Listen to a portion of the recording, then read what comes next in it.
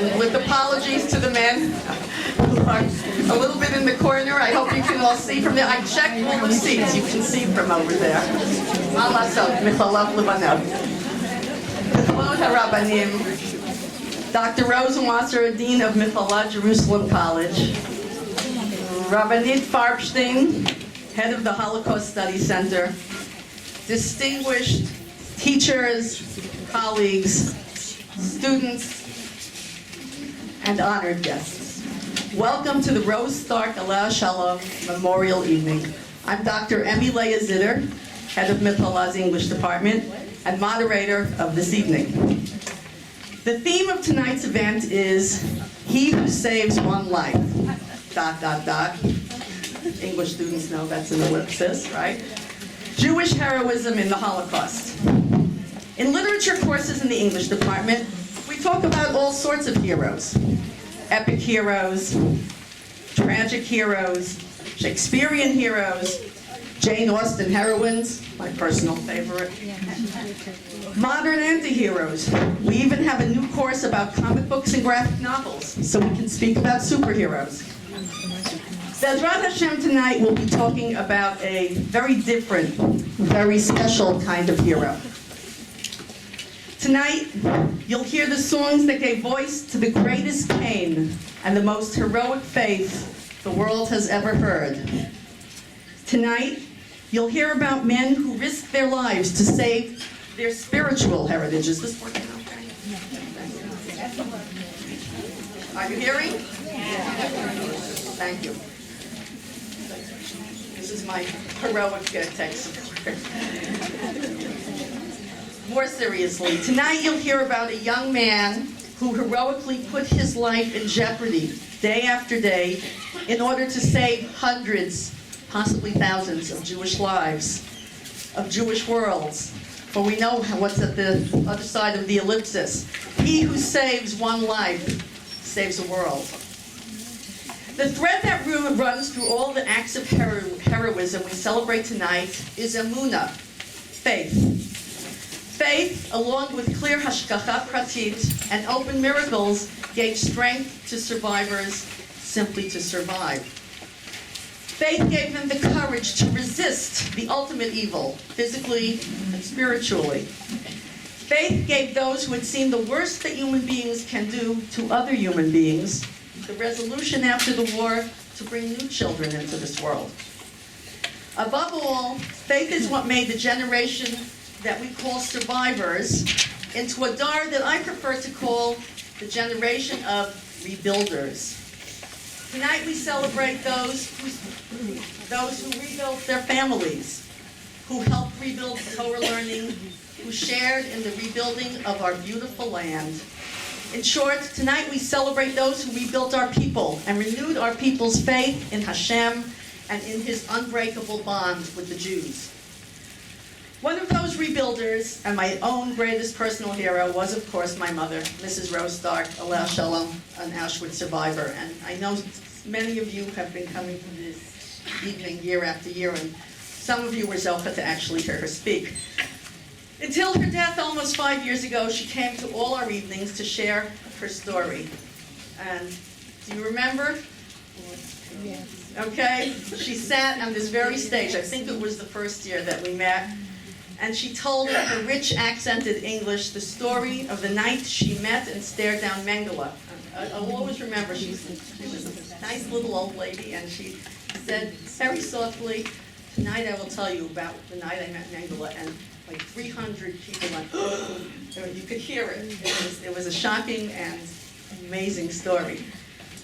In her last year, she no longer could speak at length, but she always came and gave us a special bracha. The last time she came, again, many of you may remember this, she was sitting in her wheelchair attached to oxygen, but she felt the importance of coming to evenings like this. May her memory be blessed, and may her zchut continue to bless us. It is my great privilege now to invite Dr. Dvorah Rosenwasser, Dean of Michalat, to open our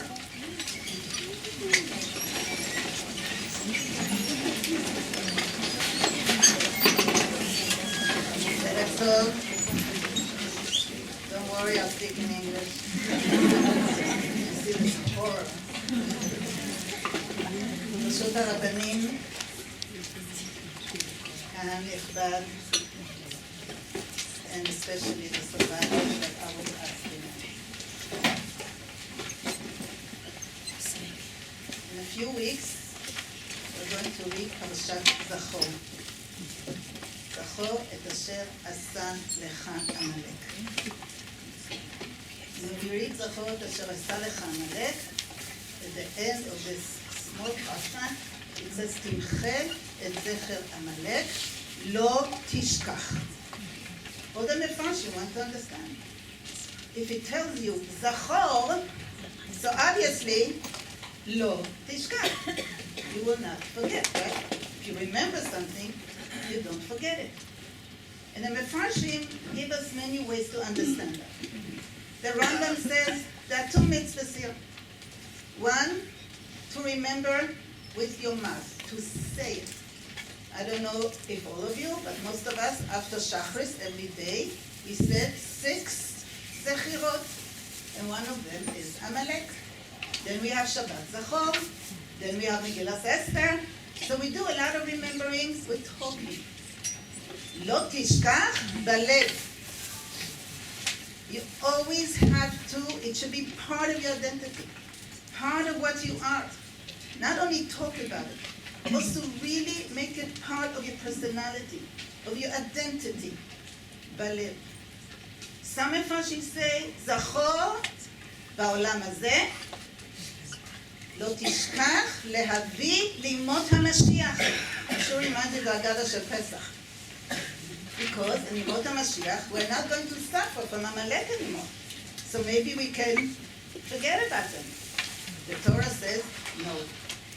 No, even when Mashiach will come, you will have to remember Amalek and talk about it. And then I saw Rav Hirsch, which I think is very fitting for this evening. Rav Hirsch says something very, very interesting. And remember, he did not go through the Holocaust, and he never heard about the Holocaust. But he said something very interesting. Zachor, when Amalek is torturing you, is killing you, is terrorizing you, he's doing all those horrible things. Lo tishkach. You are Jewish. You're different. You're the chosen nation. You have to behave differently. You have a different set of values. Don't ever go down to what Amalek is doing to you.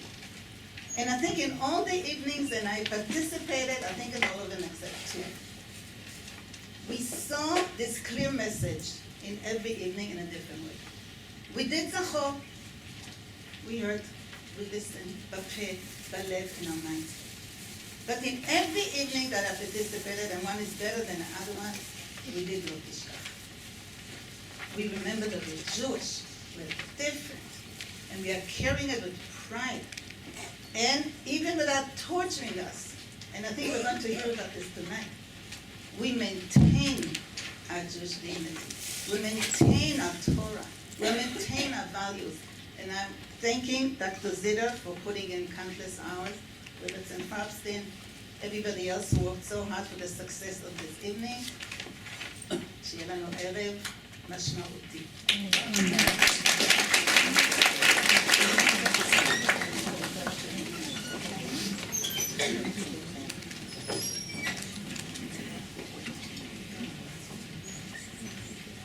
Thank you very much. Tonight's event is organized by the English Department, together with the Holocaust Study Center, headed by Rebbetzin Esther Farbstein. There are many institutions dedicated to researching and remembering the Holocaust. And the news that came out of Poland this week is just another reminder of how badly we need those kind of those places of study. I know how many of you read this morning. I could not believe it. It's from Chicago. There's a Republican candidate from the Chicago area who is an absolute Holocaust denier, and he's going to be the Republican candidate for a representative. That's the bad news. The good news is it's a completely Democratic district, and they said he doesn't have any chance, but still, it's a shocking thing. It's a very shocking thing. But with all these different institutions, the Holocaust Study Center is unique in that it studies the Shoah and emphasizes the spiritual and religious aspects of the Holocaust. The cruelty of the Nazis is always in the background, but in the foreground is the strength of our people's spirit, the miracle of our endurance, and the eternal bond between Hashem and his nation. Appropriately for an institution that is part of Israel's premier teacher training college, the Holocaust Studies Center has created a unique pedagogical approach to the Shoah, one that emphasizes the creation of a proud and vibrant Jewish identity. The center creates films, units, curricula for teachers from the youngest ages to university students. They emphasize the need for academic rigor, and this is so important in an age of Holocaust denial. But at the same time, they emphasize age-appropriate experiential learning. They have programs that prepare the second generation, some of us here, to take on the mantle of remembrance. One of their most creative projects is the Chidon HaShoah, a contest that tests Holocaust information and includes pupils from all around the country, a way of engaging another generation, the next generation, in the crucial act of remembering the Shoah and understanding it from a historical, but also from a spiritual perspective. I said the Center for Holocaust Studies is unique and effective. That is because it is headed by a unique and effective woman, Rebbetzin Esther Farbstein. This is the 10th time we have worked together, and it has been an amazing privilege for me. So, Esther, if you come up. Esther will address us in Hebrew. After that, more or less, it's all in it.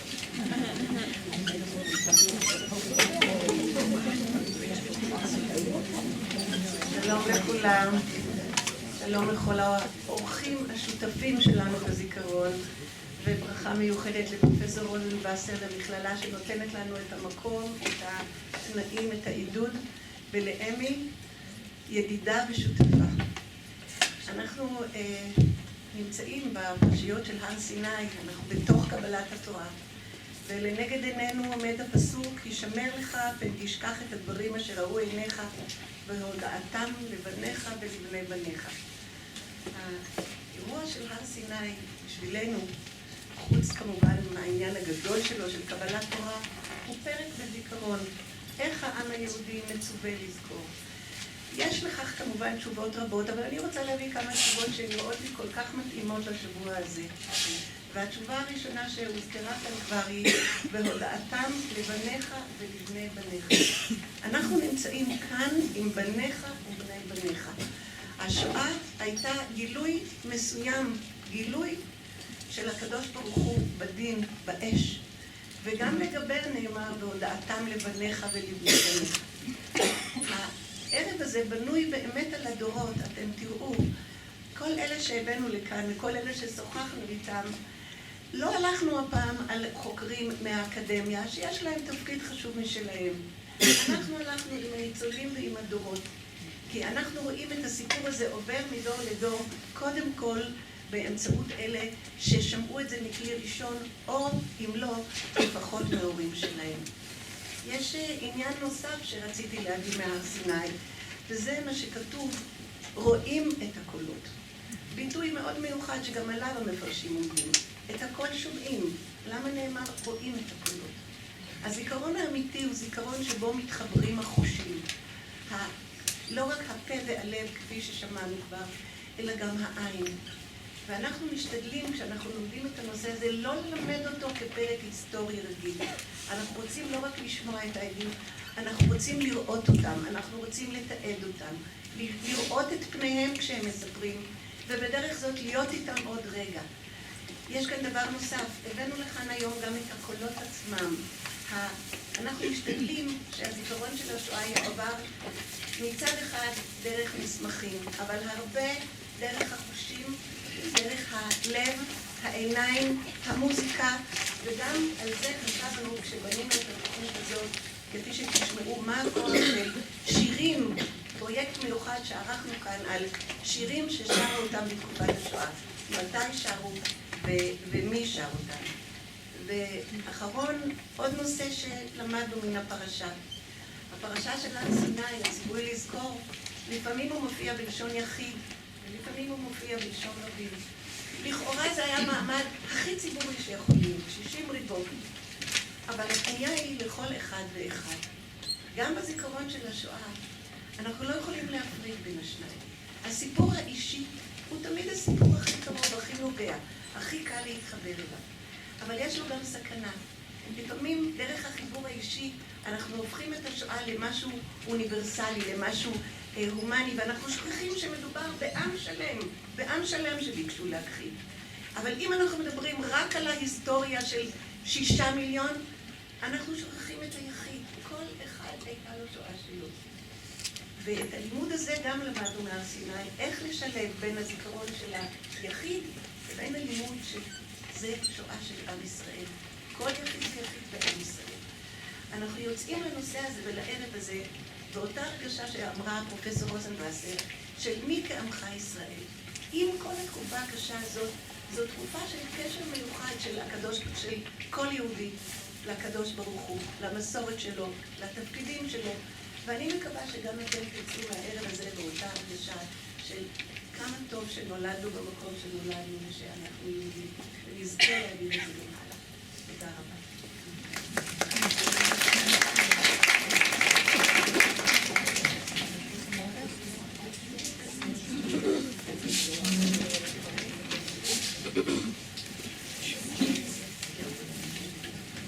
Familiar with this picture? That is my mother, Allah Shalom. This is Rose Stark. She's actually holding my granddaughter Maria, who's in 4th grade already, so it goes back a ways. My daughter went straight from Hadassah Hospital after Maria's birth. The first place most of my kids went to, the first place they went to was Bobby's house. On the night my mother arrived in Auschwitz, she lost her husband, her baby, her parents, 3 of her sisters, their husbands, and their children. Hashem Yikom Damam. Almost her whole family was wiped out. One of the few who, Baruch Hashem, survived was her young cousin, Chavi, who grew up in the same courtyard as my mother in Munkach. Chavi, Eva Weiss, is here in the audience with us tonight. It is my great joy and privilege to call her up to tell us briefly about my mother and about her own experiences as an Auschwitz survivor. Chavi, would you come?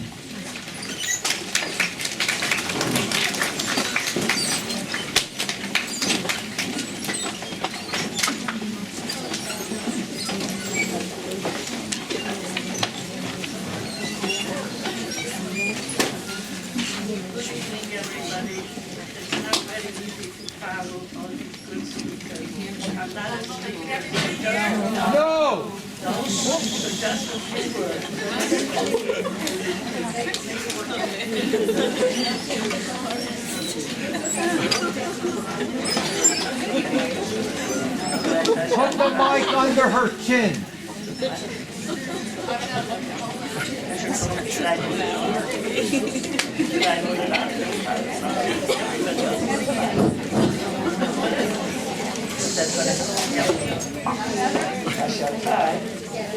Okay, well, I'm glad to be here tonight for the Rose Stark Memorial Evening, which is a memory of the 6 million Jews who were killed in the Shoah.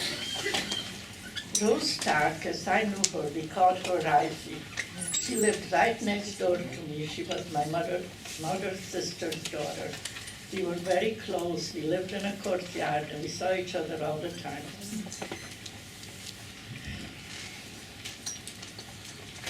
I was 16 years old when I came to Auschwitz. We were together at the ghetto with Raisi, and I came to Auschwitz with 5 of my siblings, my mother, my father, and that was May 14th, 1944. I remember Raisi. She went with the transport before me, 2 days before me, to Auschwitz. She went along with her husband and a baby boy. I could just see them in front of me. My mother, my four siblings, my aunts, uncles, cousins, Raizi's husband, and a baby boy were all killed. Nobody survived.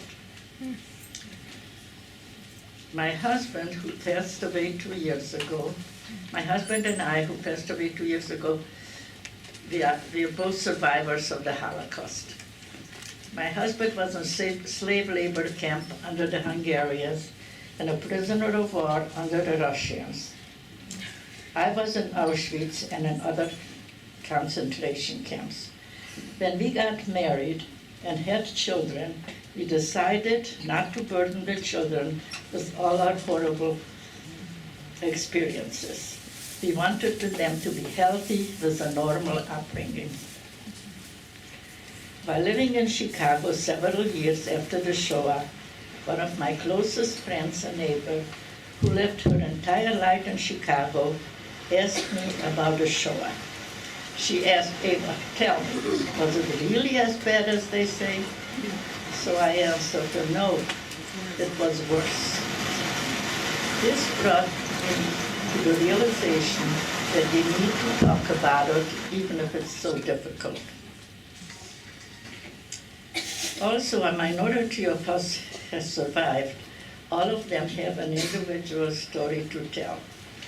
As an example, from Auschwitz, they took me, and it was two of my cousins, to a working camp in Reichenbach, Germany. They put us in a very nice new building. This doesn't sound so nice, but you'll hear it anyhow. I woke up in the middle of the night with a need to go to the bathroom, and I thought I was on the ground floor.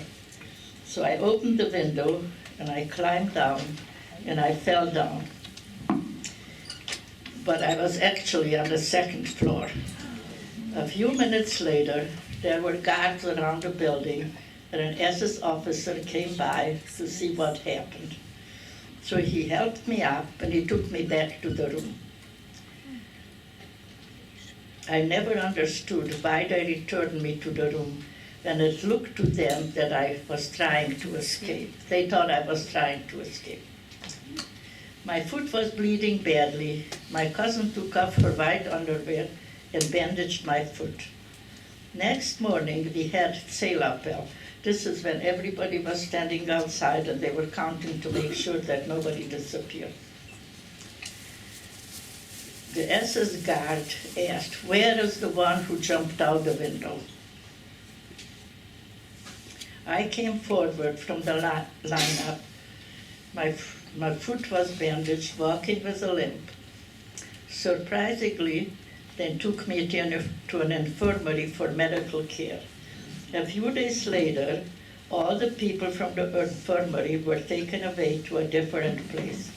We did not know where we were going, but everybody thought that they were sending us back to Auschwitz because they did not want sick people. They wanted people to work. Instead, they took us to another working camp in Hunsfeld, Germany, where we worked in an ammunition factory. In this camp, I met 3 sisters who were also from Munkac, and one of the sisters worked in the kitchen. She took me under her wing, and I guess that also helped me to survive. Unfortunately, none of the sisters survived. I know I survived because Hashem was watching over me, and that's the only thing I think that helped to survive. As I look back, I see the connection between generations is our strength, our experiences, wisdom, and tradition that we pass down from mother to daughter, from father to son, guarantees us the everlasting existence for Am Yisrael. We should all be zocher for good, but not to forget atrocities as well. Thanks.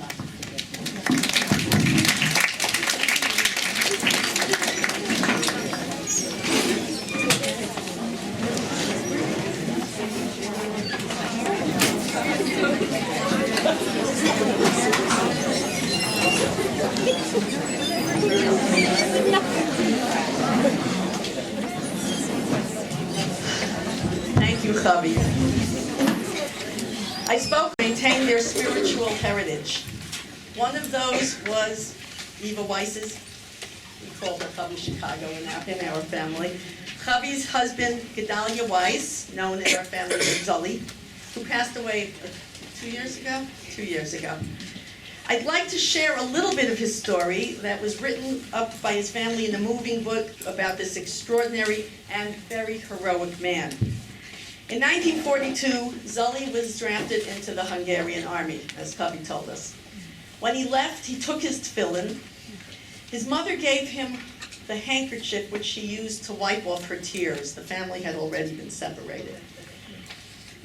Zully kept his mother's handkerchief his entire life. He said he never washed the handkerchief because it retains his mother's tears. I asked Chavi, do you still have the handkerchief? It's carefully folded in a drawer in her house. The handkerchief that had the tears of a mother went to Auschwitz and did not come back. Although Zully was officially in the Hungarian army, and ironically, he would be taken as a prisoner of war by the Russians after liberation, he and the other Jews were essentially slave laborers. Zully, as I mentioned, brought his tefillin with him, but it was taken from him early on. However, one of his fellow Jewish laborers despaired and said he didn't want to lay tefillin anymore. He told Zully, my mother wanted me to use these tefillin. I can't. Maybe you will. 3 or 4 men who didn't necessarily use the tefillin themselves risked their lives by standing guard as Zully laid tefillin every day of his life, all through those years in the labor camps, in prisoner of war camps, on death marches, in trains of torture. Those tefillin survived the war, and they remain in the Weiss family, Baruch Hashem. Zully was zocheh to see his sons and grandsons use that special tefillin whenever they become bar mitzvah. That's the tefillin that they put on first. Chavi, all of us here wish you many healthy years and much nachas from all your dorot. I want to share another story about Zully. I know we're a little bit behind, but I have to share this because of what Dr. Rosenwasser said about our people. And I'm going to read it more or less from this book about Zully. As far as the Russians were concerned, the Jews, although they were actually slave labor, were officially in the Hungarian army and were taken as prisoners like other enemy soldiers. On December 1st, 1944, they transferred all prisoners by train to Russia. The Jews were placed in separate train cars from the soldiers. Each car was packed with people. There was no room to move around. It was so crowded that they sat in a row with each person between the legs of the person behind him. Every morning, the Russians provided each car with 1 large loaf of bread and 1 pot of soup, which was mostly water. Zully said that the Jews divided up the food and water equally for everyone in their car. Every person received the equivalent of about 3 thin slices of bread and 1 cup of water for an entire day. Zully said that in his car, only 1 person died, and that was because he gave up hope and refused to eat. However, in the cars with the German soldiers, many soldiers died, as the ones in the front of the car ate most of the food, and those that could not reach the bread starved to death. Mika Amcha Yisrael. Dr. Rosenwasser said it. Rabbi Farbstein said it, and I say it. And Zully's story, I think, says it very beautifully. Okay, I know we're a little over time, but I did want to share one personal story about my mother, because many of you knew her. Those of you who didn't know her, you have heard of her as a survivor, as a rebuilder, and she was all that. She was also a unique human being. So one more personal story about her. And it happened in Sweden after she was liberated. They sent her to Sweden. She was there for about 3 years for rehabilitation. She really liked the Swedish people. They were very good to her, and she was very disappointed in the last couple decades when the Swedish government turned so anti-Israel. In Sweden, she got friendly with a Swedish family, not Jewish, and it was a young family, and the young woman gave birth to twins. And my mother told us that when this person gave birth to twins, she said she just had the thought, I lost my one baby, and now she gets two. And then my mother said, she thought to herself, no, I will not think that. I will not go down that route. That is the root of jealousy. That is the root of bitterness. This person, she said, did not take my baby away from me. This person didn't hurt me. I will, and there, I'm sorry, it's supposed to all be in English and with occasional Hebrew, but there is only one Yiddish word that can be used to describe this. Fargin. My mother fargint. Okay, so that's part of who my mother was, but the story doesn't end there. Some years later, my mother went to America, remarried, began rebuilding, and she was, modesty aside, I'm going to use the word zocha, to have twins. I'm half of that, the other half is sitting here. But what was really remarkable was my mother viewed that as a reward for that moment where she decided to fargin. My mother saw God's hand in everything. And she said, sometimes you couldn't see it right away, sometimes it took years, but she had that kind of emunah, and that's what we celebrate tonight. Okay.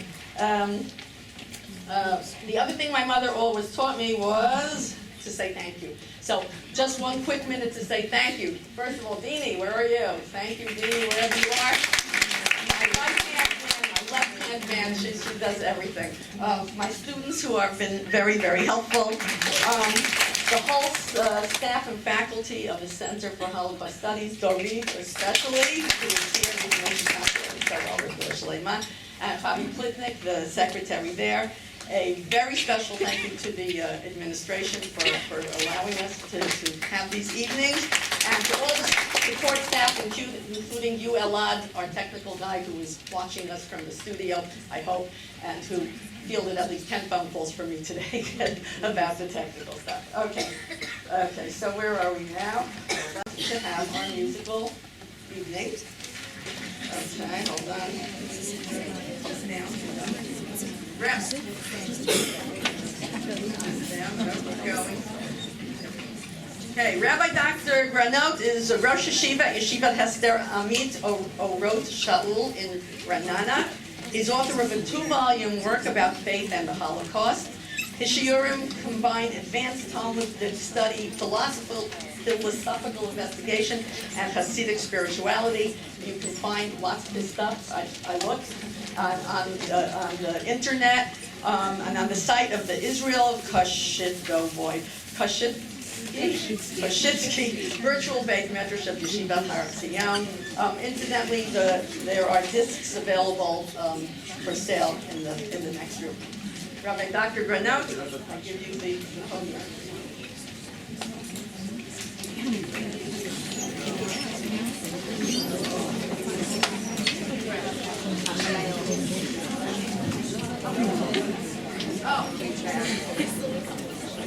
While Rabbi Dr. Granot sets up, let me just add what I just found out, that this project, the disc was done by Rabbi Dr. Granot together with the Center for Holocaust Studies.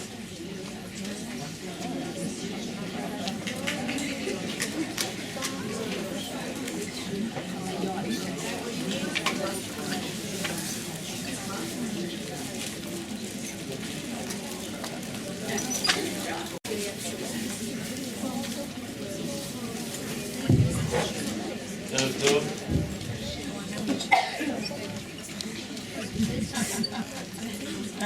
ערב טוב, שומעים? Good evening. My English is not very well. But I will do the best I can. And I hope that you will do the best also, and together we will try to succeed, and hopefully the music is above any language or words, and this music, this holy music that we will hear today, this evening, is really far above from any language. So we will try. The song that will open this evening was composed by the cantor Yosel Mandelbaum of Krakow. Rabbi Israel Mirlau, who those days was an 8 years old boy, and years later became the chief rabbi of Israel, together with his brother, was at the Czestochowa labor camp. It was Saturday evening, and the voice of singing was heard from one of the blocks. The words from the famous Shabbos song, Lecha Dodi, לקראת כלה, מקדש מלך עיר מלוכה, קומי צאי מתוך ההפכה, רב לך שבט בעמק הבכה, והוא יחמול עלייך חמלה. And the voice singing was the pre-war, beloved and familiar voice of Yosel Mandelbaum.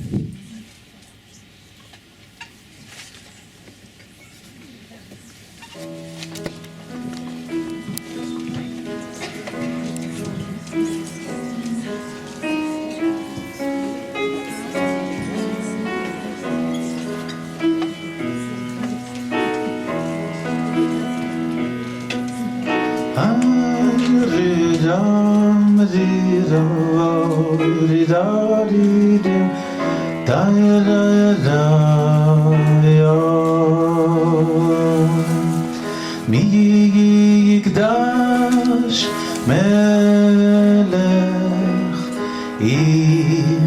עיר מלוכה, קומי צאי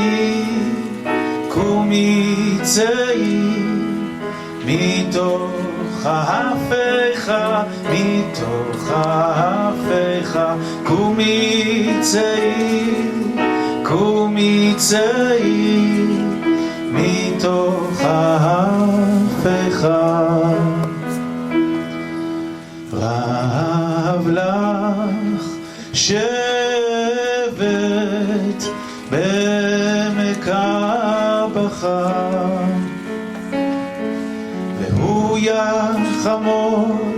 והוא יחמול עלייך חמלה. רב לך שבט בעמק הבכה, והוא יחמול עלייך חמלה. מי יקדש מלך עיר מלוכה, קומי צאי מתוך ההפכה, קומי צאי מתוך ההפכה, רב לך שבט בעמק הבכה, והוא יחמול עלייך חמלה. רב לך שבט בעמק הבכה, והוא יחמול עלייך חמלה. ירידה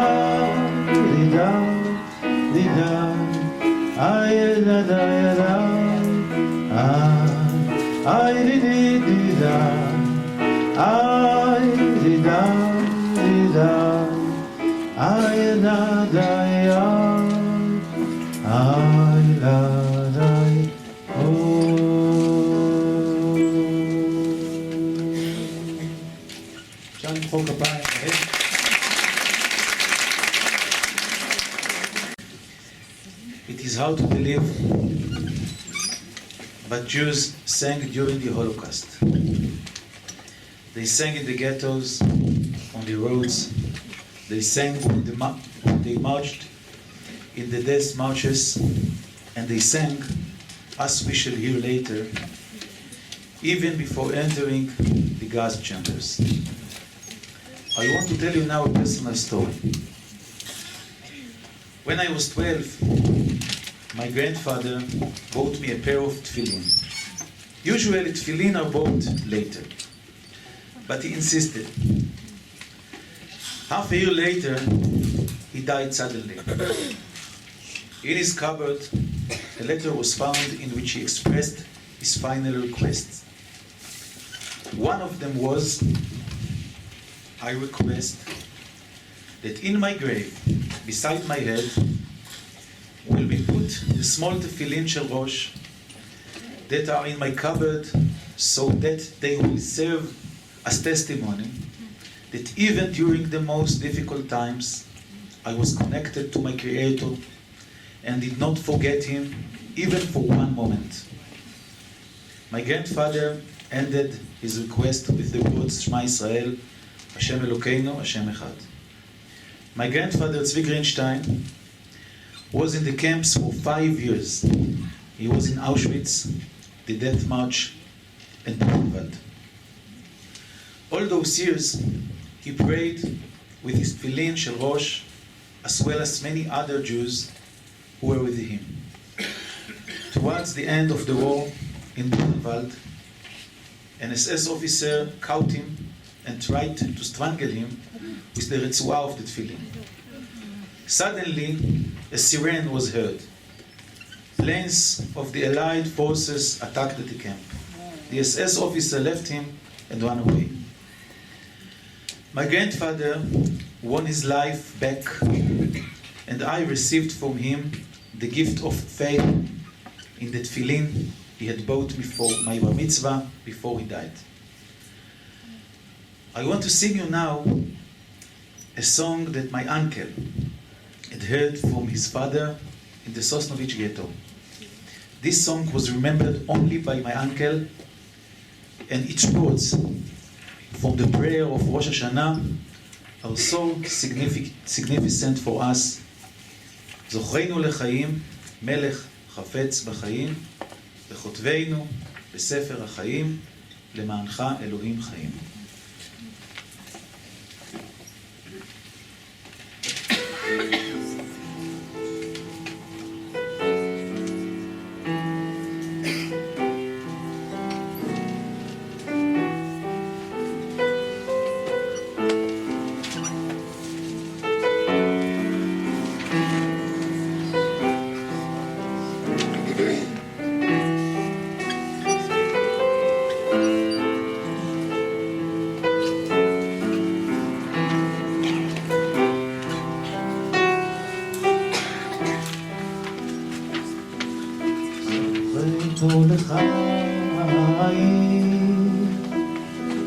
מלך חפץ בחיים וכותבנו בספר החיים למענך אלוקים חיים זוכרנו לחיים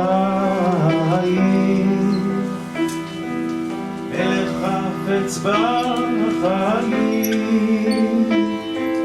וכותבנו בספר החיים למענך אלוקים חיים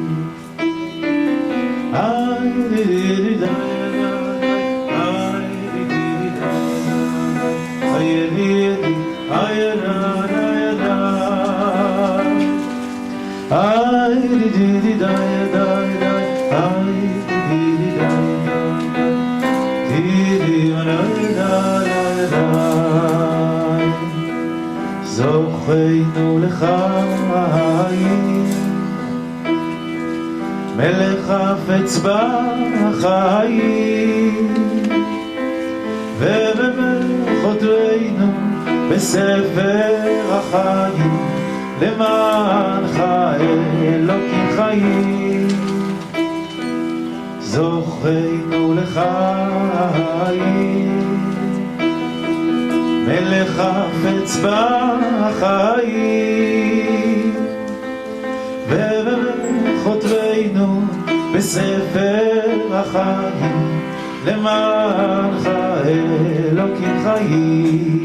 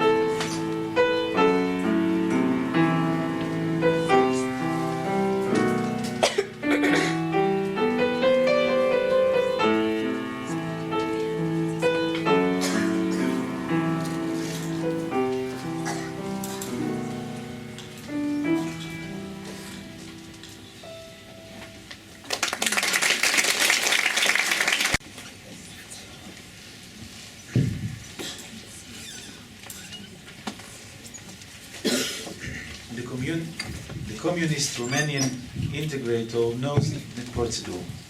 Question, silence, question, reply, question, murmur, question. However, the prisoner arrested for the crime of forbidden religious activity and smuggling Jewish children outside communist Romania is different from anyone he has ever known. After the first question, after the first question is addressed to him, he stands up straight and begins to sing. The hunger from which he suffers after not eating any of the prison food does not prevent him from singing. His melodies are soft, musical, and pour forth from his heart. The prisoner is Rabbi Zusha Portugal, the Rebbe of Skulen, the amazing composer. He sings a lot also to his children, the orphans of Transnistria, the area of Romanians' concentration camps. He believes that music will heal their pain a little and will relieve their loneliness. And he composes tunes in prison. He responds to his harsh integrator's tongue, remaining firm in his position. And there in prison, the melody of Ivada Bagoim, "Make the Lord be recognized among the nations," was created. Tavo lefanecha in kat asir. The cry of the prisoner came before God. Even after he was released, the prisoner remained locked behind the Iron Curtain, like his fellow Jews, cut off from their brothers in the free world. But the rumors of suffering of Romanian Jewry break through the lock. And the Romanian government decided to prove that the rumors are false. To do so, they gather the heads of the Jewish community to a Melave Malkamil, to show the world how well treated the Jews are. A rabbi from Sweden is also invited. He is supposed to report to world Jewry on the true status of his Romanian brothers. Everyone fears to reveal the truth. Representatives of the Securitate, the secret police, are present, listening to every word and threatening anyone who dares describe the real state of affairs. The community rabbis describe a flourishing life, freedom of religion. It is the turn of the Rebbe of Skulen. He gets up and smiles. He explains that he has no rhetorical skills, but instead he will sing one of his compositions. He sings, "There is no need to speak. The words and the tune have the right effect. יוודע בגויים לעינינו, נקמת דם עבדיך השפוך. תבוא לפניך ענקת אסיר, כגודל זרועך הותר בני תמותה. The cry of the prisoner came before God. May he recognize among the nations before our eyes.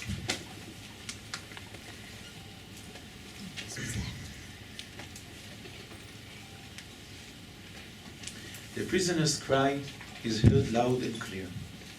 The rabbi from the Sweden's ear is attentive and is heard sensitive. On his return to the West, he acts to improve the conditions of Romanian Jewry and especially to free the rebbe. In 1960, the Rebbe of Skulen received his exit permit and immigrated to the United States.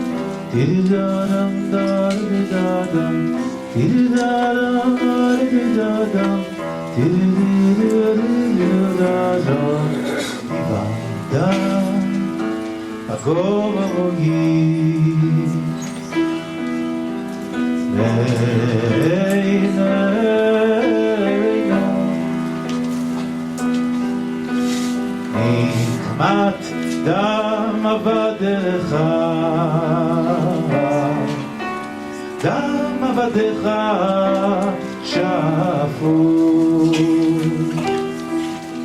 יוודע הגויים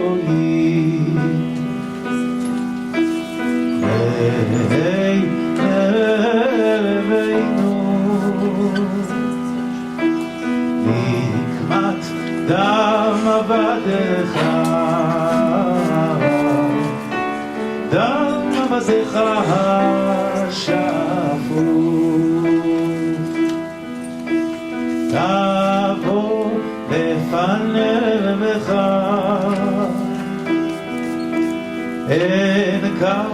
אין כאן תעשי, אוי אוי אוי, אין כאן תעשי, כגודל זה לא בחמה, עותר בני תמותה. תבוא לפניך, אין כאן תעשי, אוי אוי אוי, אין כאן תעשי, כגודל זרועך,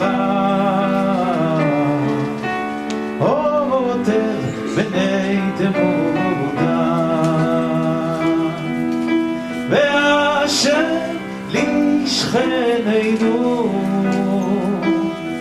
שבעתיים מחיקה, חרפה אתה, אוי אוי אשר חרפוך אשר, אוי ואשר לשכננו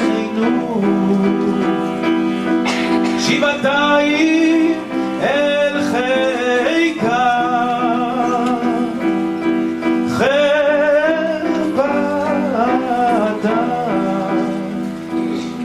ישר חרפוך אשר תבוא לפניך אין כאן תסיר אוי אוי אוי אין כאן תסיר כגודל זה לא רחממה עוטר בני תמותה.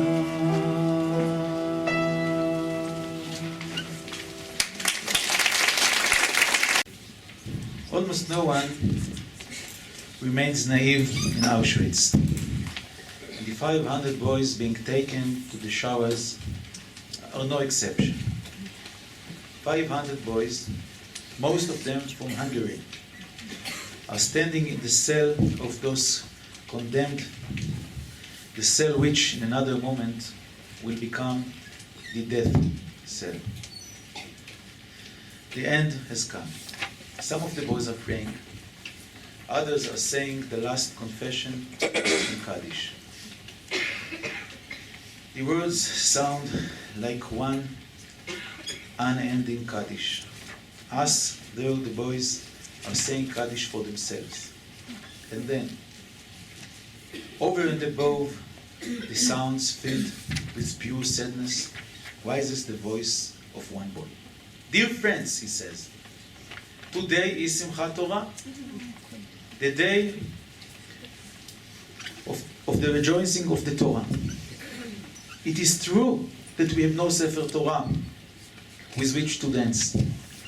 But the Ribono Shel Olam is here with us. Let us join together and dance with him. And they respond. The memory of the Hakafot of the previous year when they were still in Hungary is still with them. They form a circle. Many dozens of Jews, children, join together and sing. And in the midst of all evil and humiliation, they choose to sing the words, Ashreinu Matov Chelkeinu. How happy we are. How good is our Persian. The Nazi guard tries to silence them, witness them, but they are exalted above reality and do not stop. And at the peak of the singing, the door opens. One of the Nazi angels of death enters. He needs another 50 boys for labor. 50 boys rose to revival and walked out the gas chambers, and the 51st boy managed to sneak out with them. This was a very rare case in which Jews were taken out of the gas chamber. They did not sing Ashreinu Matov Chelkeinu after being rescued. They sang out of the feeling of being chosen, out of their ability to stand tall in the face of satanic evil. They sang out of gratitude that He has not made our lot as theirs. This story was told by Rabbi Tzvi Hirsch Meislich from Weizen in Hungary, who was connected to the boys and witnessed their release. הספר שלו נקרא, his book, שו"ת מקדשי השם, בהקדמה.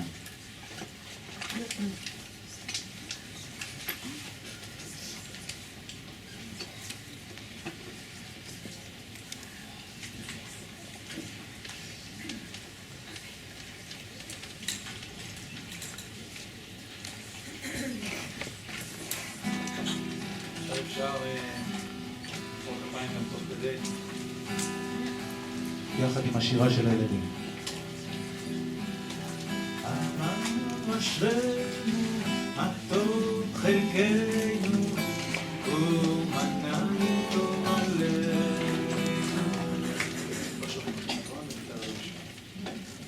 עכשיו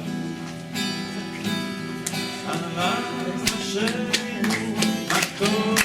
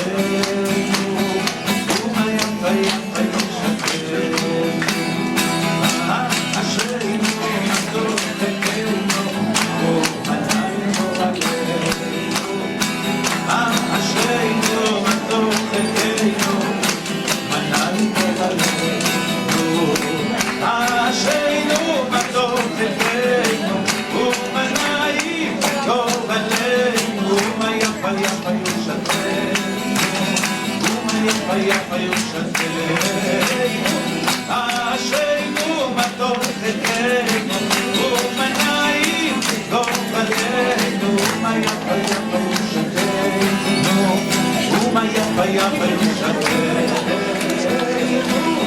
אשרינו מה טוב חלקנו, ומה נעים גורלנו, ומה יפה יפה ירושתנו, ומה יפה יפה ירושתנו.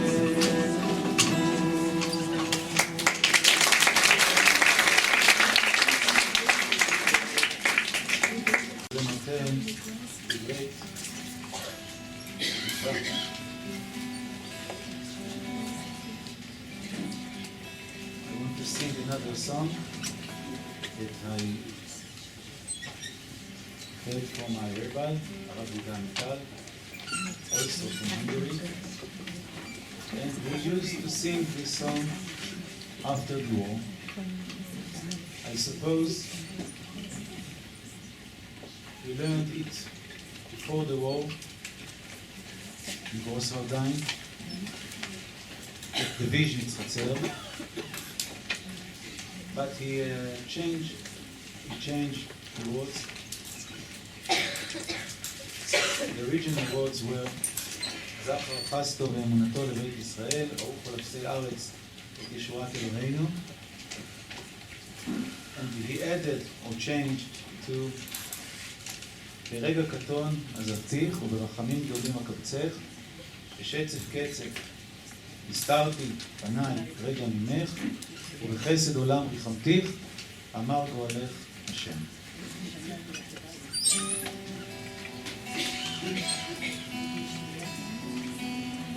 זכר חסדו ואמונתו לבית ישראל, ראו כל אפסי ארץ את ישועתנו. זכר חסדו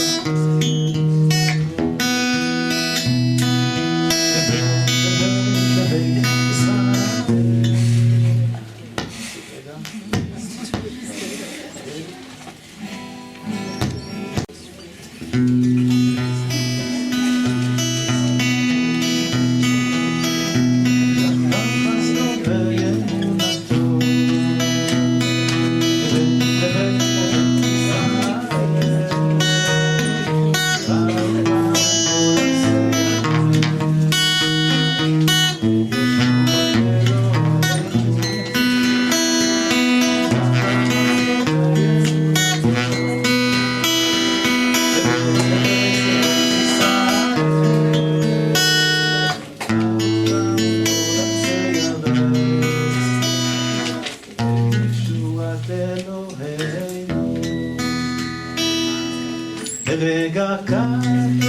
ברגע קטון עזרתי, וברחמים גדולים אקבצך, בשצף קצף הסתרתי פניי רגע ממך, ובחסד עולם ריחמתיך, אמר גואלך השם. ברגע קטון עזרתי,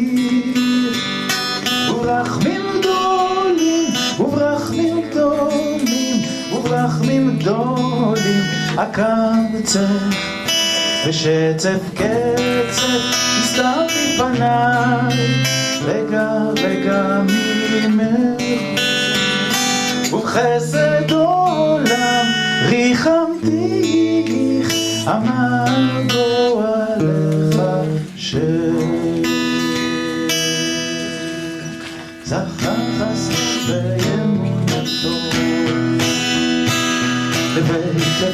לבית ישראל, ראו כל אפסי ארץ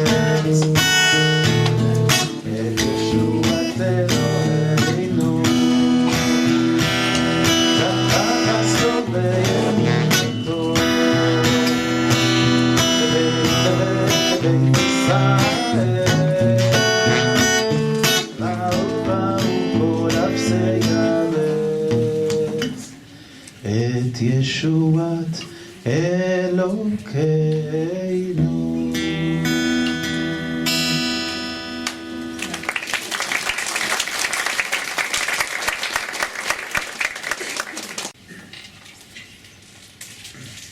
How does Hasidic Rebbe, who comes to an old Litvak center that opposes Hasidut, Vilna, the Rebbe of Moshitz arrived there, fleeing from Poland, from the Nazi horror. In Vilna, Leib Ben, a Hasid, a man of literature and music, met him and asked him that exact question. But for the Rebbe of Moshitz, there was no difficulty. On the contrary, this was one of the most amazing periods in his life. With his giant spirit and his spatial melodies, he became the support for thousands of broken, uprooted refugees. With a smile, he invited Bain to partake of the Melave Malka meal that he was holding after Shabbos. The Rebbe said, "You will see how the opponents of Hasidut relish the melodies." Rav Bain relates, "Of course, after Shabbos I went to the Rebbe's Melave Malka meal. I saw with my own eyes how great Rebbes from the town, sworn opponents of Hasidut, were sitting round the table next to well-known businessmen, Litvak Jews, who were at the head of Vilna's banks, refugees with the representative of the joint in Vilna. All of them greatly enjoyed the Rebbe singing, Amavdil, Atkinu Seudata, Amar Hashem LiYaakov. The climax was reached at the end of the evening, and the Rebbe began a Hasidic dance. The Rebbe danced, a handful of Hasidic refugees danced, and all the Litvaks Jews also danced. Afle vafele. They held hands, shoulder to shoulder, and the dance continued on and on. The next nigun, the next song, from the great piyut of Rabbi Israel Najara, Ya Ribon Olam ve'olmaya, and the words are Prok Yat Anach mipum arivata, ve'apek Yat Amech migo galuta, Amech divechar mikol umaya. The composer is the Rebbe of Moshitz, Imre Shaul, Rabbi Shaul Yedid Yataub. Just a week before the war, he composed the tune עם הרגשה חזקה מאוד שעוד רגע יהודים יצטרכו את השיר הזה. ובווילנה השיר הזה, that song, became hymnon, almost hymnon of that days.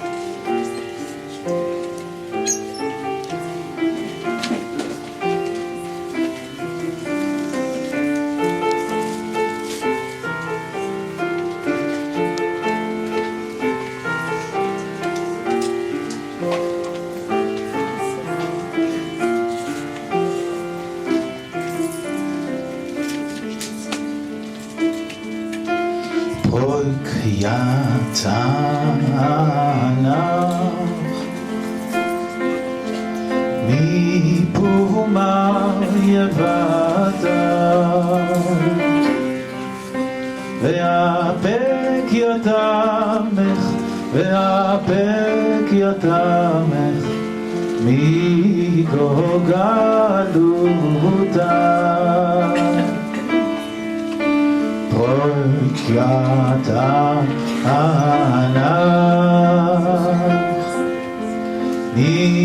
ניפומר יבדם ואפק יתמך ואפק יתמך מגוגלותה איי איי איי איי עמך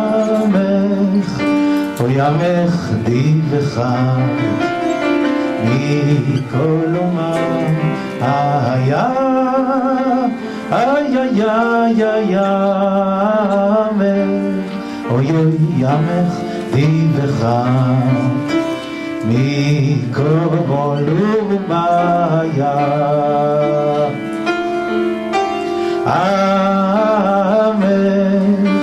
עמך דיבך מכל אומה איי איי איי איי עמך דיבך מכל אומה פרוק יד הענך אוי מבומר יבדה ואפק יתמך ואפק יתמך מגוגלותה איי איי איי איי איי אוי עמך דיבך מכל אומה איי איי איי איי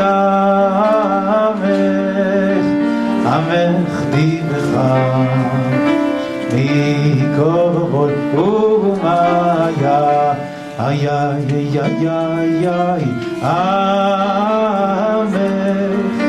אוי עמך דיבך מכל אומה איי איי איי איי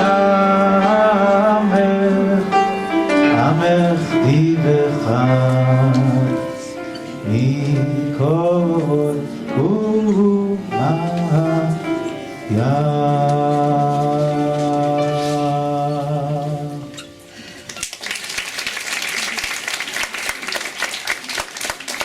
אני רוצה להגיד תודה לאה שהזמינה אותנו, ולגברת אסתר פרבשטיין, לגברת דורית טפרברג, שאנחנו כבר הרבה שנים ביחד משתפים פעולה למען זיכרון השואה, למען העלאת ניצוצות של אמונה ושל קדושה מתוך השואה, ובמיוחד בפרויקט המסוים הזה של ניגון שעולה מן האפר, האלבום אחכה לו. אז תודה רבה לך אסתר גם על העבודה של הכתיבה, כן, ששותפה בשל הכתיבה של הדברים. תודה רבה לבני, דר, לבנות על המדינה.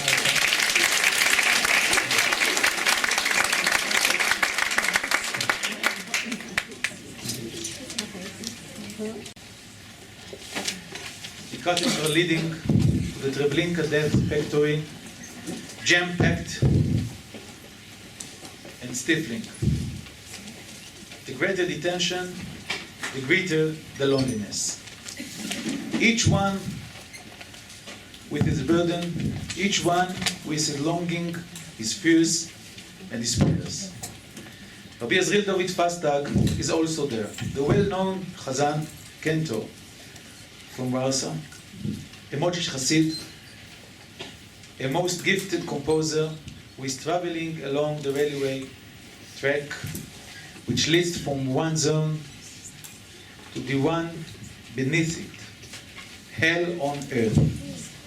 And because all his life is a tune, each note a wonderful harmony, here too, on his last journey, a tune burst forth. Slowly and quietly, Rabbi Azriel David starts to tune he starts singing the words of faith for Maimonides' 13 principles of faith.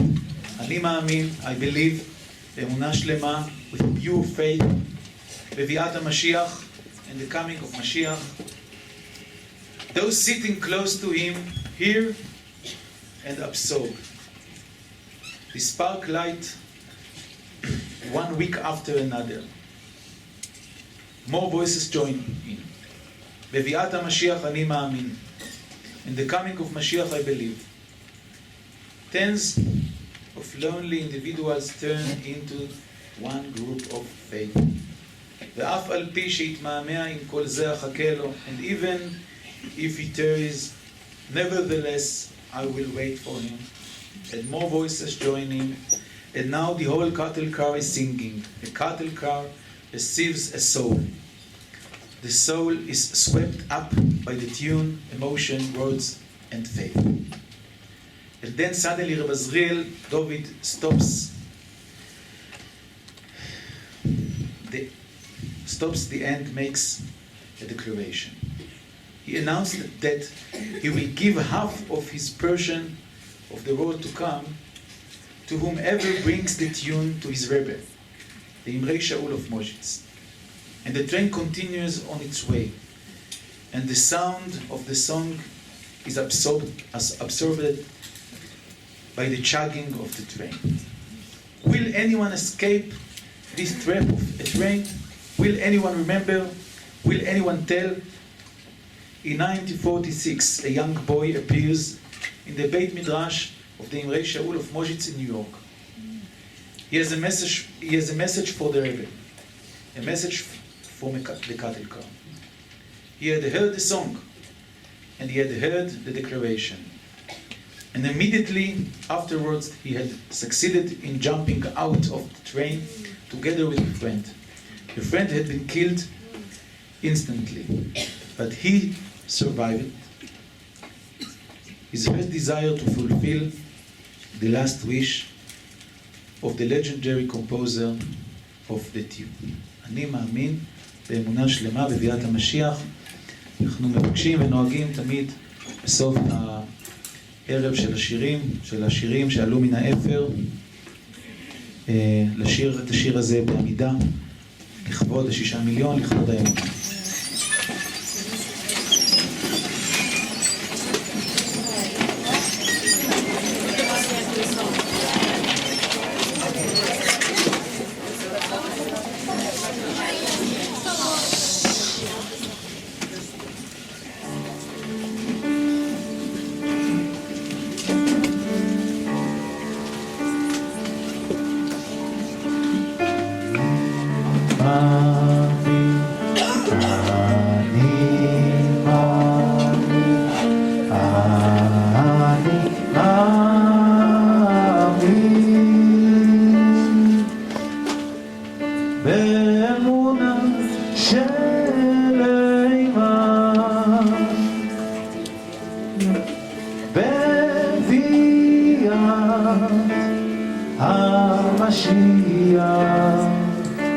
בביאת המשיח אני מאמין,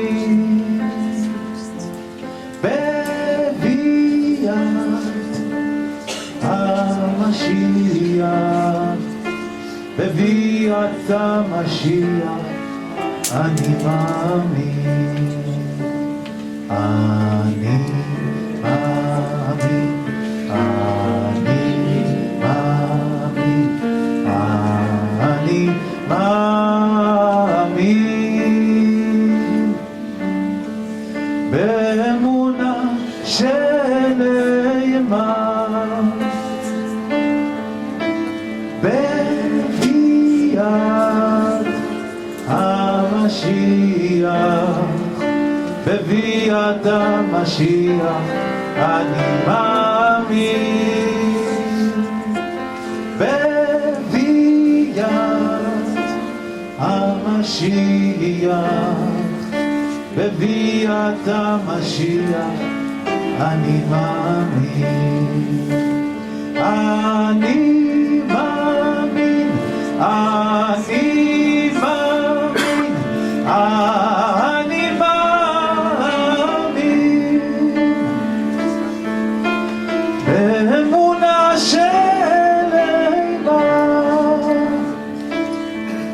אוי בביאת, אוי המשיח, בביאת המשיח, אני מאמין, אני מאמין, אני מאמין, אני מאמין, באמונה שלמה. אוי בביאת, אוי המשיח, בביאת המשיח, אני מאמין, ואף על פי שיתממע,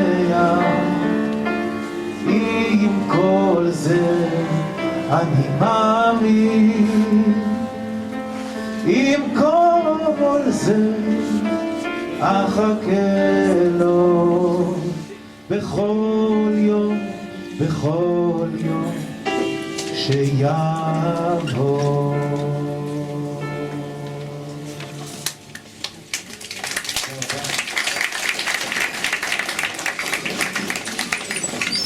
What's his name? Hadar. Hadar. Special thank you. From now, your English was fine, but your singing and your playing and your son, that was extraordinary, and thank you very, very much.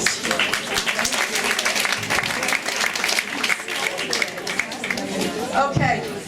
Everybody stretch for a moment, because we're about to start the second part of our evening, in which we are going to hear about a true Jewish hero, Pinchas Rosenbaum, Alav Shalom. I'm not going to tell you about him because we have a short clip from a film. There have been a number of films made about Pinchas Rosenbaum's life. One is a Hollywood film, which we are definitely not showing. This one was made by the Wiesenthal Center. It's called Unlikely Heroes. It's about a number of different heroes who saved Jews during the Holocaust. We have about a 20-minute selection from the documentary that will introduce the story, and then we will be inviting Pinchas Rosenbaum's daughter, grandson, granddaughter, and great-granddaughter to join us on a special panel where we're going to talk a little bit more about his life and his legacy. Okay.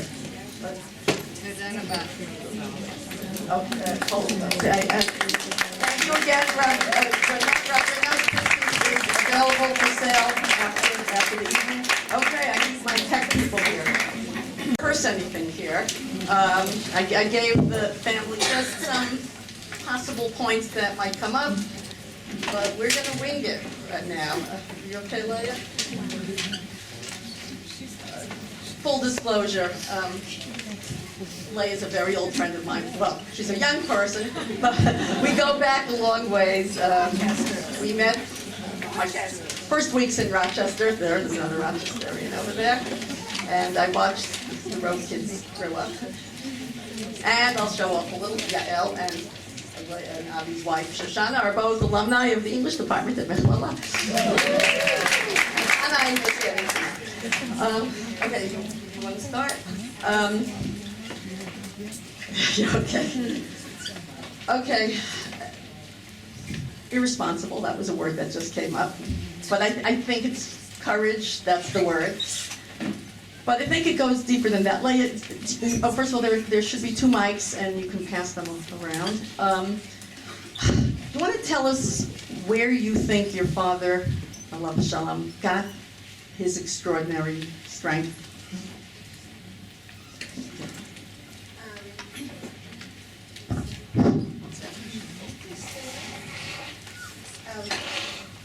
Before coming here, I was scared of two things.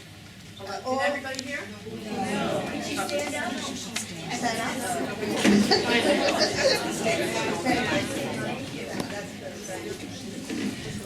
Okay. I say before coming here, I was scared of two things. Or I will be struck down and I won't be able to say anything, or I'm just going to cry too much. So, unfortunately, you see my tears. Thank you. Okay. I spoke to Emmy before, and Emmy, you phrased the question to me then differently, so I'm going to answer, rephrase. Emmy asked me which traits of my father did I think, what allowed him to do what he did. And so I had to think about it. And I came up with a few things. First I thought that he had an abhorrence to bow to authority. He completely accepted Malchut Shamayim, Torah, and Mitzvot. But any kind of arbitrary authority went against his grain, which allowed him not to deny reality. He saw the anti-Semitism in Hungary that was growing and growing. Already in the 1920s, there was numerus clausus allowing maybe 6% of among the Jewish population to go to university because there were too many doctors and too many lawyers, and that was in the 1920s. As a child, I was hearing there was no anti-Semitism in Hungary. I guess anti-Semitism was growing, and I don't have to tell you what was going on in the 1930s and after Hitler came into power. And I think it's because he so much didn't accept all the arbitrary decrees against the Jews that eventually he joined Bnei Akiva and became a Zionist, where he wanted to resist and fight and believed that Jews had no place in Hungary and that they had to go to Eretz Israel and fight to become a free nation in Eretz Israel. And the question is, what did he absorb from his home, from his father and grandfather, great-grandfather? He was very, very close to his grandfather. I think that the love for Eretz Israel is certainly something that he absorbed from his family. I think that it already came from the Khatam Sofer, that this huge love for Eretz Israel and the belief that one has to go to Eretz Israel. The Zionist part, I'm not sure this was from his family. In Hungary, people were very, whether it was the Neolog or the Orthodox, were very anti-Zionist. The Neolog because they were so patriotic, and the Orthodox built a huge wall to protect themselves against the influence of the Enlightenment,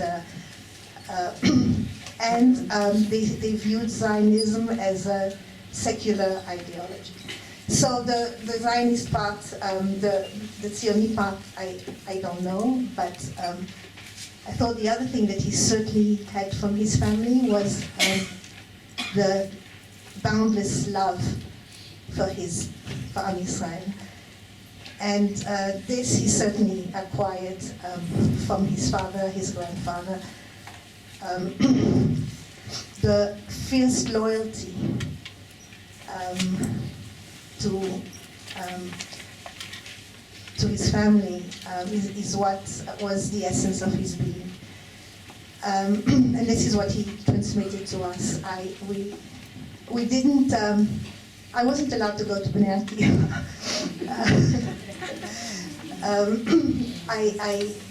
For him, he felt that he had survived.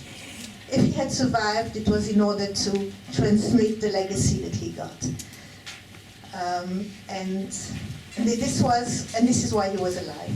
And he was such a, he had so many sides in him, and but the essence of his being I just have one picture that to me represents him. And it's an image that I saw in a film once, a Czech film. And it shows Theresienstadt, and it shows a huge room with tremendous chaos in it. And then there's one Jew wrapped up in his tallis, facing a wall who is davening. And for me, this was my father.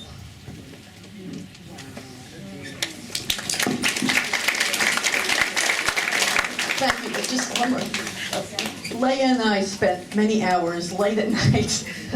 We went 2 hours once, way past both our bedtimes, talking. So I've heard many of the stories. I just want you to share one more thing, because you talked about Bnei Akiva and the Orthodox, but tell about when your father brought Bnei Akiva people to your grandfather's yeshiva. This is an extraordinary story, and then we'll move down the panel. Well, this is not a story that I ever heard from my father. It's something that I found out relatively recently.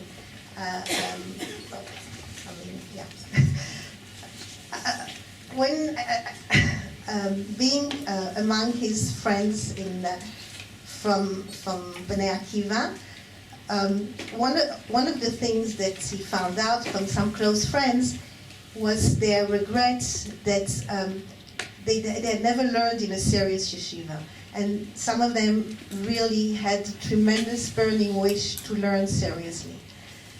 Now, the yeshiva that he's in Hungary, like very nicely described, oh yeah, here you are.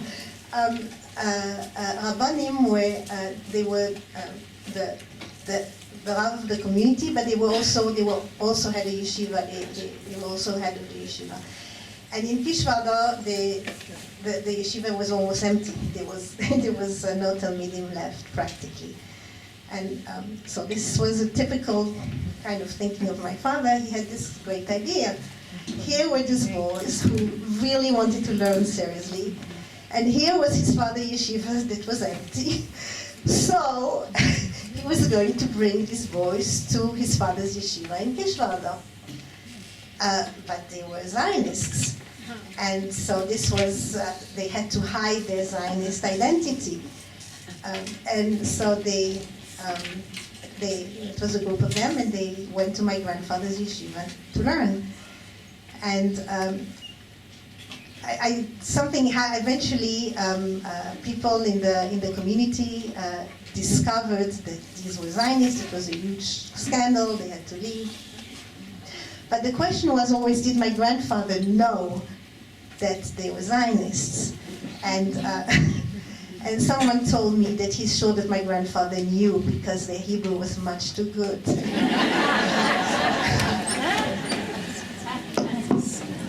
There's a Yiddish expression that I assume your grandfather, that this is where this came from. Do you know what I'm thinking of? Mach yourself nicht bistidik. If you know Yiddish, that's exactly. Make like you don't know. Okay, shall we move? Avi, you're the oldest grandson. Okay, Avi, you want to? So you knew your grandfather until how old were you? 5. You have some memories? Okay, so take the mic, turn it on, and share the memories. Thanks. Okay. They're childhood memories, but very, very happy memories. First of all, you know, when you picture something, you always picture the first time you ever heard of this concept. So for me, whenever I hear the word tzaddik, automatically I see my grandfather. That's how I saw him. That's the way he was described. I always saw a happy person, even though my experiences with him weren't all purely happy. But I remember him as a happy person. For example, he once mistook my hand for an ashtray to extinguish the cigarette. And the time when I fell off his back when he was running around the room in excitement. But I actually only have good memories, really memory of someone always just so excited to see the grandchildren. Took us on trips, took us to his office, and I remember him sitting in his study in Geneva, that incredible incredible room. I'm sure Yael can tell you about the study in Geneva, where you really feel as if you're stepping into the past. In this study, you see a picture of his drawing, portrait of his parents, and it's filled with old Sfarim from before the war, which he saved and he brought to Geneva. And it's just an incredible feeling. I remember as a kid just looking through the books, not really understanding anything, but just feeling as if I was holding a piece of history and really standing in Hungary, in Kisvárda, where these books came from. So it's just some memories. Can I ask you, do you remember when you found out that, first of all, I should also mention Leah's mother, Leah Shalom, was also a survivor, right? So both your grandparents were survivors. Do you remember when you sort of realized that and recognized that? And specifically, since Pinchas is our subject tonight, when you found out or realized that he had done these extraordinary things? Yeah, I can't tell you exactly, but it was definitely at quite a young age. I remember growing up extremely proud of my grandfather. Whenever in school we would learn about the Shoah, I'd always tell the class the story of my grandfather, and it definitely accompanied my whole childhood, this tremendous pride. And my grandmother spoke about it quite often. She spoke about her experiences and everything that happened to Dadi, to my grandfather. Not because he told her this is a story she heard from other people. And I really grew up with a feeling, I think all his grandchildren grew up with this, and probably every grandchild of a survivor, a tremendous feeling of an achrayus. You know, that he was the only survivor of his family, of a dynasty. And he survived for a purpose. And he built a family. And we have a certain achrayus. And I definitely felt that as a child. That also looking at his heroism, this concept of Makom Sheina Nafshin Mishtadol Lias Ish, which is what he personified, you know, really let us. I think that accompanied all of his grandchildren. I know very well where you grew up, in Rochester, New York, which, unlike where I grew up, in Borough Park, there weren't all that many children and grandchildren of survivors. Did you ever feel different? Slightly different. My class, actually, we had a class of 7, and 3 of us came from families. Hillel School, I just got another alumni. But the truth is that I was just thinking about this week. For whatever reason, I never actually felt as if I fit into Rochester. I felt we were European. In fact, when I'd go to Geneva, once a year, I felt so much more at home over there. Really? 100%. When I lived in Antwerp, even though I don't think Jews should live in Europe, I felt much more at home, much more connected than living in Rochester, which was a place where it's an amazing place, incredible people, but someone in my class, his mother once was speaking to my mother. Just remember this story, I think probably from you, Mommy. And my mother was mentioning her parents' experience in the Shoah, and she said, "Oh, I feel so bad for them." They were so removed. Would you forgive me if I say a story about Rochester? It's a little funny, but it sort of goes in that direction. Okay, well, I'll cut all the background. But I was once with a doctor, and they were taking a family history. They asked, "Do you have grandparents?" And I said, "No." And they said, "Okay, can you tell me how each of them died?" And I said, really, almost casually, they were all murdered. And this is Rochester. In Borough Park, you could say that. They would understand. But this little Rochesterian nurse, she goes, "Are you in the mafia?" So forgive me, but that was, we were different in Rochester. Leah, one more question for you, and then I want to speak to Yael and Chana. Just because it was another interesting thing that came up, and this has been such an experience for me, talking a lot to Leah about finding out all these things. I mean, we're friends for, I won't even count how many years, and there's much that I didn't know.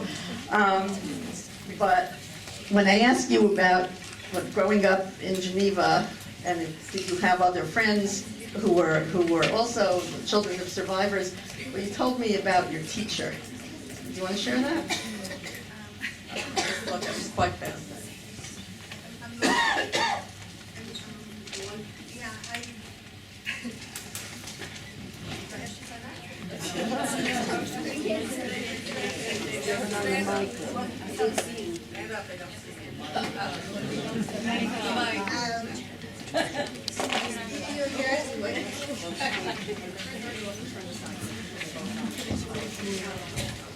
So you asked me about growing up, and my life was split into two. There was on one hand there was the community in Geneva was about, when I was small, was about between 20 and 25 families. Most of them Hungarian refugees. There were a few Hasidim that gave the tone to the community. The shtibel was sort of in an upper floor in a crumbling building. It was a dark, dark place, and it was a place where I experienced as a child all the pain. There was a lot of crying. People were davening and crying. When my father was davening in front of the Yomid, he was crying. I still remember the smell of his tears on his talis. So it was something that was sort of very, very dark and a part of me. It was very, very, yeah. And then there was another side. I didn't go to a Jewish school. I had also a few close friends in Yeshiva, 2 or 3 girls that were my age. And my closest friend, her father was a Satmar Chassid, and she was telling me how her father used to scream at night because he saw his parents burning. So this was how the air we were breathing in Yeshiva. And then there was this other side where I went to a non-Jewish school. There was no Jewish school in Geneva, so I had non-Jewish friends, and they were close friends, and non-Jewish teachers that I admired, and all the books that I read, there were non-Jewish characters in those books. I'm not sure what you meant by the story with the teacher. You said that you wondered.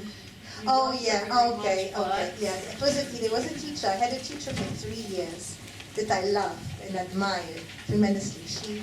Actually, I found out later she was Protestant, and she was the daughter of a Protestant pastor. And I just loved her. But I remembered a story from my father. My father didn't speak about the war to us. Everything we knew was from my mother. What Avi said about being so proud of my father's heroism during the war, I didn't know that.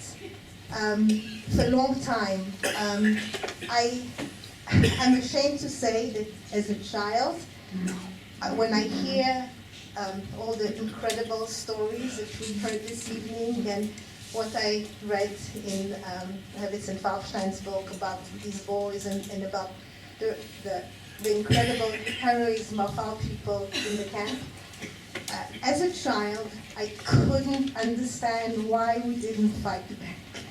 I just couldn't understand, and I was in a rage, a powerless rage. How is it possible? How is it possible that we didn't defend ourselves? How is it possible that we didn't fight? And I didn't know about my father then. It was much later that I found out. What I absorbed was much more as a child.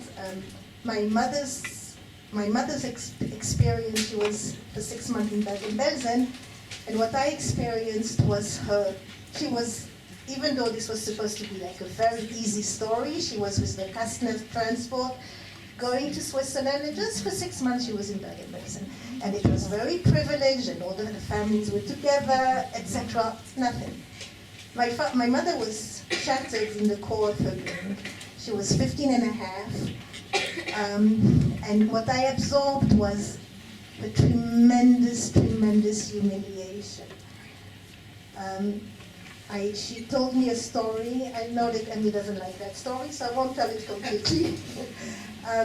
she told me the story of when they were finally, there's two stories I want to say, because one is about my other grandfather, my mother's father. After 3 months in Bergen-Belsen, there was a group of about 300 people that could be freed. And my grandfather, grandmother, and children, meaning my mother and her 2 brothers, were on the list. But they were in Bergen-Belsen together with my grandfather's 4 siblings, their wives, families, and they were not on the list. So my grandfather said that we're not going. And my mother told me that when they heard this, my grandmother fainted, and she became ill with typhus. But this is, so she was ill. And by the time they were free, that was 3 months later, so she had been in Bergen-Belsen for 6 months, they came to Switzerland. So they were free, they were in Switzerland. And she was ill, and she wasn't well, and there was a doctor examining all sort of the people coming from, and they had to be in a line to go and be checked by the doctor. And they had to be without clothes. And the horror, shame, and humiliation that they were freed and they were in Switzerland, and this is what was happening, was sort of beyond words. So this is what I absorbed as a young child, and when I hear these incredible stories of the heroism in the camp, of the defiance by our people. As a child, I didn't understand that, and I couldn't understand why we didn't fight back. And when I used to say that, my father used to kind of, nod and say, no, it wasn't exactly so. Some people. Well, apparently you transmitted a different message. Okay. I just want to say something. That the pain of my father, that he didn't manage to save anyone from his family. I think this is what dominated. And what I saw, it was his tears.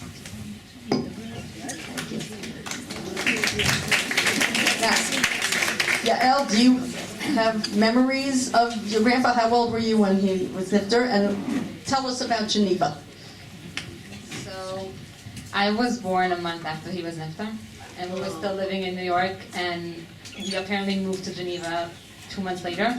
So I was the girl that was born who was supposed to be a boy, to be named after him, but I was the girl who came after 2 boys. So I always grew up with this image of I should have been a boy.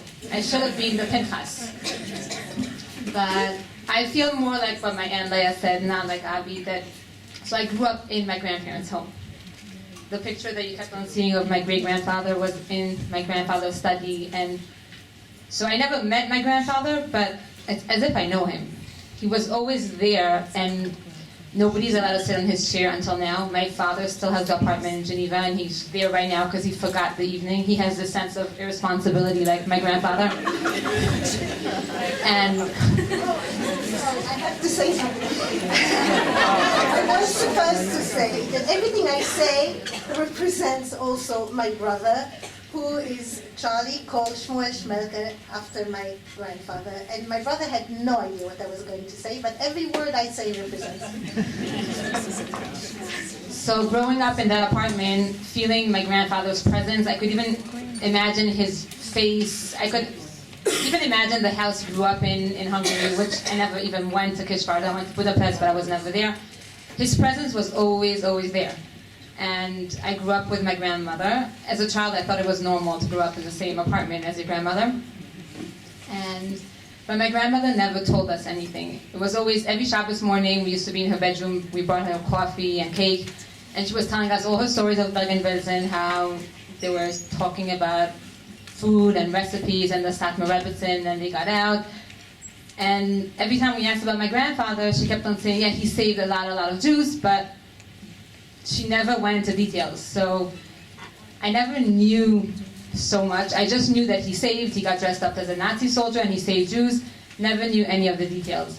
Then I remember at some point, there was an evening in New York for the Lanyadou Hospital, and they made something for my grandfather. I wasn't there, I don't know.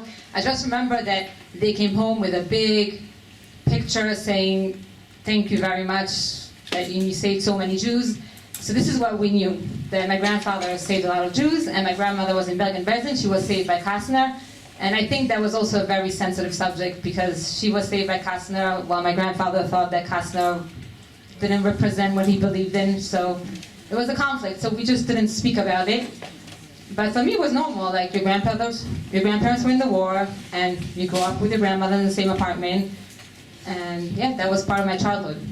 When my father's still living in his parents' apartment, there's my grandfather's chair that nobody sits in it. Even though, like, if we had 25 people for a Shabbos lunch, nobody sat in his seat because it's my grandfather's seat. My grandmother always used to lit another extra 2 candles for his parents. He was part of our life. Even my children, my oldest son is named Pinchas, and he looks like my grandfather, and he's just part of our family, of our life, every day.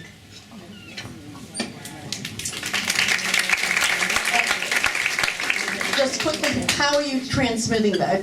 You say it's part of our family. You've got Kanahara kids. You're a stay-at-home mom now. That's right. Much harder than working. She was an English teacher at Choreb for 12 years. That's also got its challenges. Do you think about transmitting it, or is it just sort of part of who you and your family are? I really don't think about it every day, no. But my parents live down the block from my house, and my father is very, very close to my kids, and he just gives it to them. They know, they feel, they're part of it. They really feel it. Okay, so now let's hear from Chana, who is that next generation. Avi and Shoshana, who's also a Mechlala English Department graduate. Chana, you're in 11th grade at Beit Shulamit, that's correct? And you just did a project about your grandfather. Do you want to tell us a little bit about it? So we had to do a project about, we had to choose a hero and write a project about him. So I chose to do about my great-grandfather. Because I think that he's a... Because I think that he was a very big hero and he did like many amazing things. And I really admire all of the things he did. And the way he saved people, the way he saved so many Jews, doesn't matter who they were, and how I was so modest about it, and he believed that it was, he didn't talk about, after he did all those things, he didn't talk, he did so many amazing things, and he didn't afterwards just go and tell everyone about it, he believed that it was all from Hashem, and I really admired all of the things he did. Where did you get your information? Did you do research, there's books, or did you speak to your savta? So I also spoke to my father and my grandmother and people in the family, and we had to read articles and summarize them, and then I spoke to them. Thank you. Did you get your grade yet for your project? Yeah, I think so.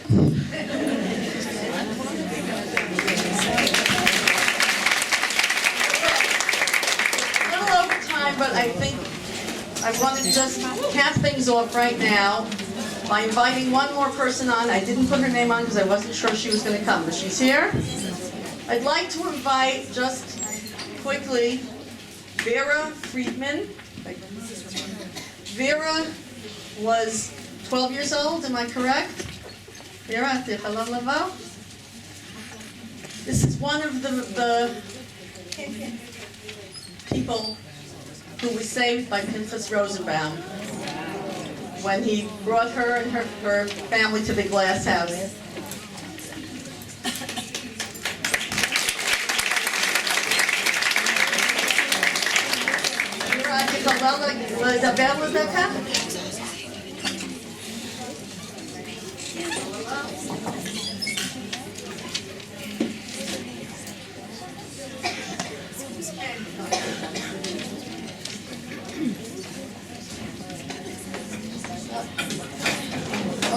hours late, זה קצת מאוחר, אז רק נדבר לדקה.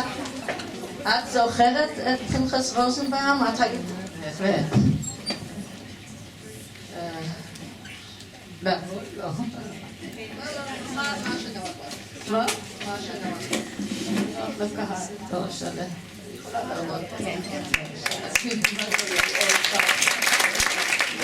אני כאן, אומנם בזכות הקדוש ברוך הוא, אבל למעשה בזכות פנחס, זיכרונו לברכה. זה בעצם 4 החודשים האחרונים של השואה בבודפשט, אבל זה היה גיהינום, טרור, המוות בכל פינה, וכמעט אין אפשרות, בן אדם כבר לא ידע מה לעשות, כי אי אפשר היה לברוח בשום מקום. יום אחד מצלצלים בדלת, בכל בית היה סוכן בית, שהוא ליווה, הוא היה אחראי על הבניין, זה לא היו בתים משותפים, זה היה דמי מפתח בדרך כלל באירופה.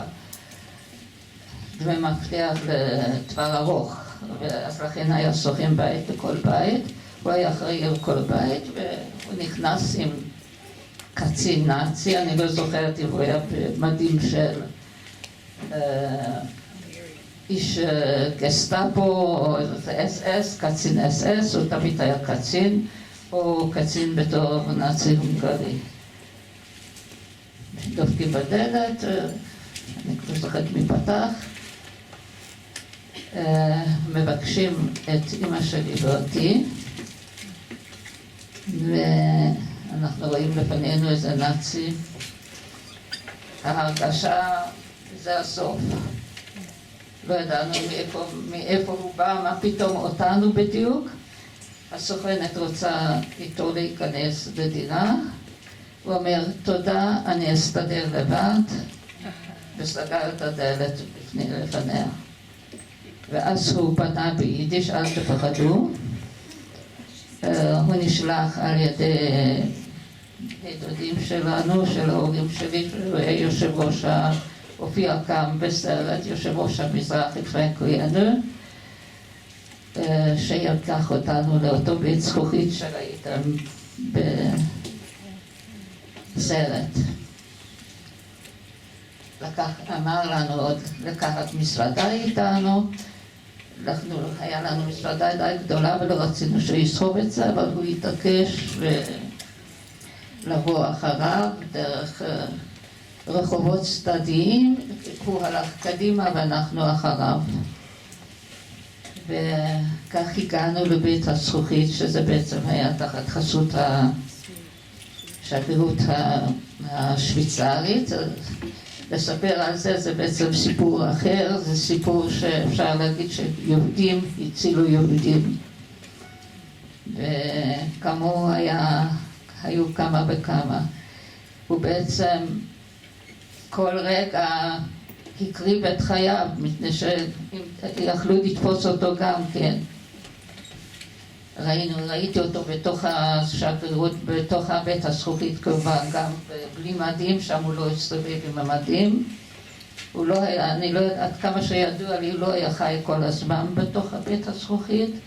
היה יוצא, תלוי, היו לו כמה תפקידים, לפעמים בבגדים אזרחיים, הוא התערב בין גויים שיכולו לקבל מידע, הוא הציל אנשים, אני לא יודע, לא כל כך עקבתי על הסיפור, לא יכולתי לשמוע טוב את הסרט, יכול להיות שאני מדברת על דברים שידועים בתוך הסרט, עם תעודות חסות. הוא יצא לרכבת, לתחנת רכבת. עברו האנשים, לקחו את האנשים שהיו באוקראינה, היו יהודים גברים, שבעצם היו בפלוגת עבודה עם הצבא ביחד, ולקחו אותם לכיוון גרמניה. הוא היה לו רשימה, והוא אמר שם לנאצים, אתם יכולים ללכת, יש לי רשימה, אני רוצה את האנשים האלה. וקראו את הרשימה, אלה שירדו מהרכבת חשבו גם שזה הסוף שלהם, עד שהוא הביא אותם לבית הזכוכית, פה היו גם מקומות אחרים שהיה מה שנקרא גטו בינלאומי, אני לא יכולה לפרט עכשיו, אני לא מדברת על סיפור השואה, אני מדברת על מעשה, הוא הלך לכיוון, היה מצעד המוות שלקחו את היהודים בדרך מבודפסט עד וינה, חלקם נשארו בדרך גם כן לחלק שוצפסים, מה שנקרא תעודות חסות, ובצורה כזאת הציל המונים. זה בקיצור מה שאני יכולה כרגע לספר, אפשר לדבר שעות.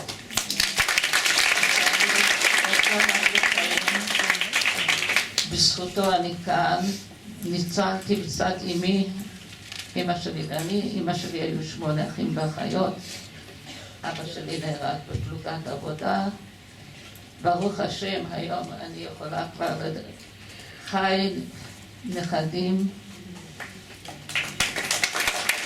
עברתי את העשור השלישי ברוך השם לבני לי.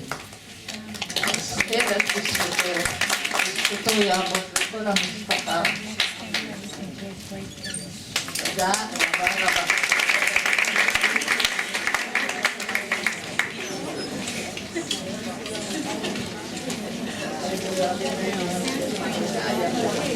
Toda Rabba Rabba. And I will end where I said before that my mother taught me always to say thank you, so I want to thank all of you for coming out and staying. I want to give thanks to Kodesh Baruch Hu that I'm able to stand here today. And I will end with the 3 words.